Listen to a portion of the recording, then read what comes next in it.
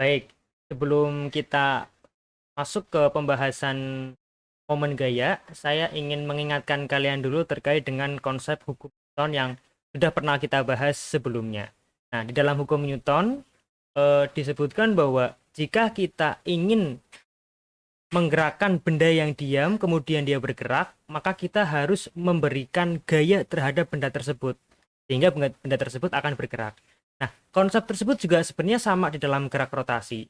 Artinya, jika kita ingin menggerakkan sebuah benda melakukan gerak rotasi, maka kita harus memberikan momen gaya atau torsi dalam hal ini ya. Nah, momen gaya atau torsi disimbolkan T di situ atau dikenal dengan istilah tau, namanya tau ya. Jadi supaya benda itu melakukan gerak rotasi, sekali lagi kita harus memberikan dia momen gaya atau torsi. Contoh di sini ada seorang yang ingin melepas atau mengencangkan baut di roda sepeda motornya menggunakan sebuah kunci pas. Tangannya dia itu harus memberikan momen gaya atau torsi terhadap kepada baut sehingga baut itu akan bergerak memutar. Nah, selama baut itu tidak dikenakan gaya atau momen gaya apapun, maka baut tersebut tetap dalam kondisinya. Nah, untuk lebih jelasnya terkait dengan besaran apa saja sih sebenarnya yang ada di dalam momen gaya itu, kita masuk ke slide berikutnya ini. Nah, saya akan mencoba mengambil contoh bagaimana sih teknik menggunakan kunci pas yang bagus ya. Nah, di sini sudah saya sediakan 3 buah gambar. Gambar yang pertama adalah kita itu memegang kunci dekat dengan rahang kuncinya. Gambar yang kedua, tangan kita memegang kunci di bagian tengah-tengah. Sedangkan gambar yang ketiga, tangan kita memegang kunci di bagian sisi yang berlawanan arah dengan rahang kuncinya. Nah, menurut kalian ini, dari ketiga gambar ini, yang paling mudah atau paling ringan untuk memutar baut kira-kira yang mana? Yang paling jauh dengan rahang kunci, yang di tengah-tengah, atau yang paling dekat? Tentunya yang kalian sering mengotak-atik peralatan-peralatan seperti ini pasti akan menjawab gambar yang paling bawah atau gambar yang C ini ya. Nah, dengan gambar yang C ini kita akan lebih mudah atau lebih ringan memutar baut tersebut dibandingkan dengan gambar yang B, apalagi dibandingkan dengan gambar yang A. Meskipun ketiga-tiganya kita menggunakan gaya yang sama. Jadi misal gambar yang C gayanya adalah 100 Newton, B 100 Newton, A 100 Newton. Pasti akan lebih mudah ketika kita mengaplikasikan gambar yang C atau memegang di bagian ujung yang lain dari kunci tersebut.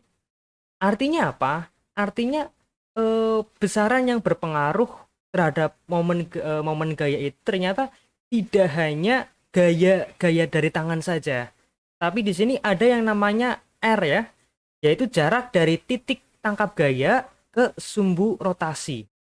Nah, seringkali di dalam dinamika rotasi, jarak antara titik tangkap gaya dengan sumbu rotasi ini kita kenal dengan istilah lengan gaya.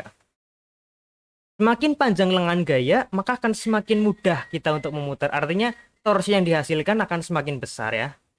Jadi bisa kita tarik kesimpulan, semakin jauh posisi telapak tangan dengan rahang kunci, maka semakin mudah atau ringan untuk melepas baut. Nah, kita akan masuk ke pembahasan tentang persamaan momen gaya. Nah, di sini ada sebuah gambar di mana ada orang yang memegang kunci, posisi tangannya dia itu tegak lurus dengan lengan gaya. Lengan gaya tadi sudah saya sampaikan ya, yaitu jarak antara titik tangkap gaya dengan sumbu rotasinya di lengan gaya. Kalau posisi gayanya adalah tegak lurus atau membentuk sudut 90 derajat, maka persamaan torsi ini bisa kita tuliskan tau sama dengan F kali R ya. Dengan catatan tadi sekali lagi sudutnya 90 derajat atau tegak lurus. Maka tau atau torsi akan sama dengan F, besarnya gaya yang diberikan dikalikan R, panjang dari lengan gaya tersebut. Nah, sekarang bagaimana kalau misalnya gaya yang diberikan tidak tegak lurus, tetapi membentuk sudut tertentu? Contohnya gambar seperti ini. Jadi, ada seseorang menggunakan kunci pas juga untuk melepas baut, tetapi gayanya dia itu tidak tegak lurus dengan lengan gaya, tapi membentuk sudut 30 derajat. Nah, jika demikian, maka persamaan dari momen gaya bisa kita tuliskan sebagai tau sama dengan F sin theta ya. Sin 30 kali R, dalam hal ini tetanya 30. R-nya sama, yaitu titik tangkap gayanya di sini ke sumbu rotasi. Ini panjang lengannya atau R-nya. Jadi bukan proyeksi di sini ya, tetapi dari titik tangkap gayanya. Titik tangkap gayanya itu artinya memegang lengan gayanya di bagian mana yang bersentuhan langsung, yang berkontak fisik dengan lengan gayanya itu. Nah, pertanyaannya, mengapa kalau yang sudutnya 90 derajat itu tidak perlu menggunakan sin? Nah, akan saya coba bahas di sini ya. Jadi, mengapa yang sudut 90 derajat tidak menggunakan sin? Nah, saya tulis di sini, tau sama dengan F sin theta kali R. Nah, gimana kalau sudutnya 90 derajat, berarti nilai tetanya 90 derajat ya. Coba kalian ingat-ingat lagi materi trigonometrinya. Sin sudut 90 derajat itu nilainya berapa? Ayo. Betul ya. Sin 90 derajat itu nilainya 1. Sehingga kalau kita masukkan F kali 1 kali R, ya hasilnya F kali R. Nah, inilah mengapa yang sudut 90 derajat tidak perlu menggunakan sin. Nah, jadi begitu ya. Nah, momen gaya ini sebenarnya identik sekali dengan gaya atau force yang sering kita bahas di dalam hukum Newton.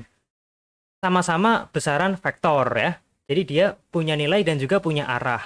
Nah, bedanya kalau momen gaya ini arahnya hanya ada 2. Apa itu? Ya, jadi momen gaya ini hanya mempunyai 2 arah. Yang pertama, searah jarum jam, maka dia akan bernilai negatif. Ini diingat. Kalau searah jarum jam negatif dan berlawanan arah jarum jam dengan jarum jam ya. Kalau berlawanan arah dengan jarum jam, maka dia nilainya justru positif. Mengapa demikian? Bukannya lebih mudah kita menghafalnya kalau yang searah positif, yang berlawanan negatif. Nah, hal tersebut karena aturan ini nanti juga akan berkaitan dengan aturan di matematika. Dan juga nanti berkaitan lagi dengan aturan gaya Lorentz di fisika kelas 12.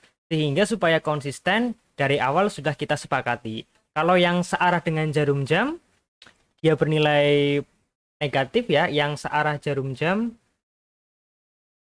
berarti momen gayanya ini negatif. Kalau yang berlawanan arah jarum jam, maka torsinya bernilai positif.